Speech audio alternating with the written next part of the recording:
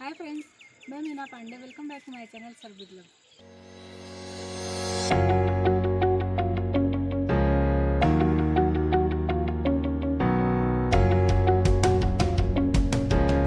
आज मैं आम का मुरब्बा बनाने जा रही हूँ। तो तोतापुरी आम का मुरब्बा बहुत अच्छा बनता है। पील करके इसको छोटे छोटे पीस में काट लेती हूँ। इसको इसे छोटे छोटे पीस में काट लिया है मैंने।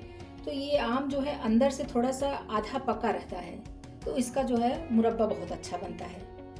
तो ये 1 किलो आम है, इसमें मैं आधा किलो चीनी डाल देती हूँ। इसको थोड़ा सा ऊपर नीचे करके मिला देती हूँ। तो ये देखिए इस तरीके से मैंने मिला दिया है। तो ये आम को मैंने चीनी में मिक्स कर दिया है। इस तरीके से ढक के 2 घंटे के लिए ऐसे मैं छोड़ देती हूँ। तो मुरब्बे में डालने के लिए मैंने ये थोड़े से खड़े मसाले ले लिए हैं। 1/2 टी स्पून अजवाइन लिया है, 1/2 टी स्पून मेथी दाना लिया है, 1/2 टी स्पून सौंफ है, 1/2 टी स्पून काली वाली सरसों है, 1/2 टी स्पून जीरा है और 1/2 टी स्पून कलौंजी है, जो मंगरेल या ऑनियन सीड्स बोलते हैं। थोड़ा सा रोस्ट करूंगी, इसका नमी निकल जाए, बस वही इतना। ये मसाले हमारे रोस्ट हो गए, इसको मैं निकाल लेती हूँ। और मुरब्बा में डालने के लिए मैंने कुछ ड्राई फ्रूट्स लिए हैं। आपके पास जो अवेलेबल है वही डाल सकते हो। मैंने किशमिश ले लिया है, ये काजू लिया है, बादाम है, ये 1 टेबल स्पून चिरौंजी है, ये देखिए छोटे छोटे दाने होते हैं। 1 टेबल स्पून मैंने पम्पकिन सीड ले लिया है और 1 टेबल स्पून मैंने वाटरमेलन सीड लिया है और 1 टेबल स्पून मैंने सनफ्लावर का सीड है, तो इसको ले लिया है। इसको भी कढ़ाई में डाल के थोड़ा सा रोस्ट कर लूँगी, तो इसका भी नमी निकल जाएगा। किशमिश मैंने निकाल दिया है, बाकी इसी में डाल के हल्का सा रोस्ट कर लेती हूँ। नमी निकल जाने से ये होता है कि हमारा जो हम मुरब्बा बनाएंगे वो लंबे टाइम तक चलेगा। बस 1 से 2 मिनट इसको रोस्ट करना है। अभी ये भी रोस्ट हो गया, इसको भी मैं निकाल लेती हूँ। बिल्कुल धीरे से डालूंगी।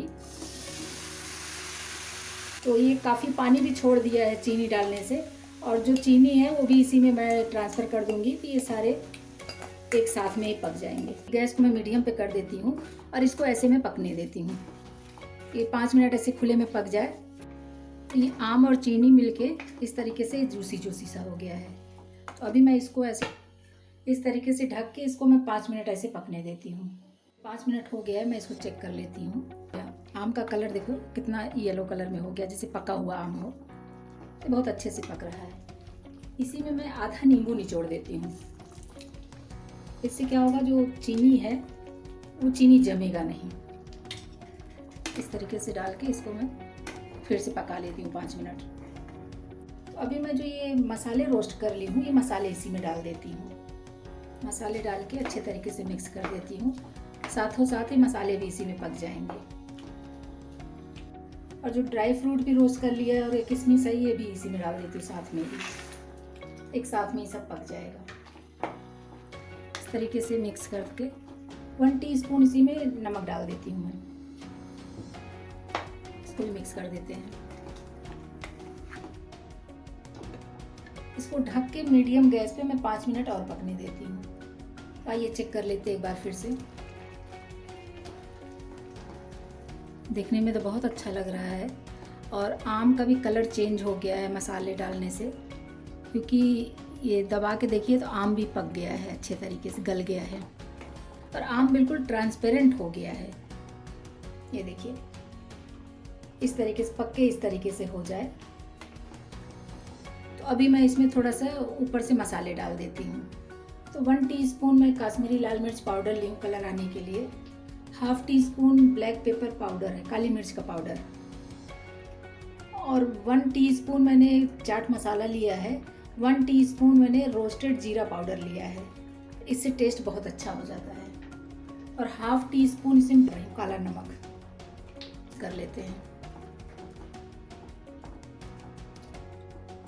अभी मसाले हमारे मिक्स हो गए हैं, को ढक के 2 से 3 मिनट में और पका लेती हूँ, तो जब ताकि मसाले भी जो है सब मिक्स हो जाए अच्छे तरीके से। मीडियम गैस पे 2 से 3 मिनट पकाना है। आइए इसको मैं चेक कर लेती हूँ एक बार फिर से। अभी हमारा आम का मुरब्बा बनके तैयार हो गया है। अभी मैं गैस को बंद कर देती हूँ और इसी पे ऐसे ठंडा होने देती हूँ थोड़ी देर। देखिए इसमें जो ड्राई फ्रूट्स डाला है कैसे एकदम मतलब खिला खिला सा हो गया है और बहुत अच्छे तरीके से मिक्स हो गया है। काजू बादाम जो भी डाला है सब एकदम फूल गया है, उसकी वजह से देखने में बहुत सुंदर लग रहा है। तो अभी 2 मिनट हमारा ये ठंडा हो गया है। ये छन्नी से मैं ढक दे रही हूँ थोड़ी देर के लिए, कम से कम 15-20 मिनट के लिए ऐसे मैं इसको ठंडा होने देती हूँ। अगर मैं उसके कवर से ढकती तो उसमें जो पानी गर्माहट की वजह से पानी आता तो वो पानी इसमें गिर जाता, तो उससे ख़राब होने का चांस होता है। तो इसलिए मैं इस छन्नी से ढक दी हूँ। 15-20 मिनट ऐसे इसको मैं ठंडा होने देती हूँ। तो अभी ये हमारा मुरब्बा ठंडा हो गया है। अभी इसको निकाल के मैं अभी तुरंत ही ये खा सकते हैं, इसको खाने के लिए मैं दे सकती हूँ। ये हमारा आम का मुरब्बा बन के तैयार हो गया है। आप लोग भी बनाइए और कमेंट्स बॉक्स में ज़रूर बताइएगा कि कैसा बना है। लास्ट तक मेरी वीडियो देखने के लिए थैंक यू।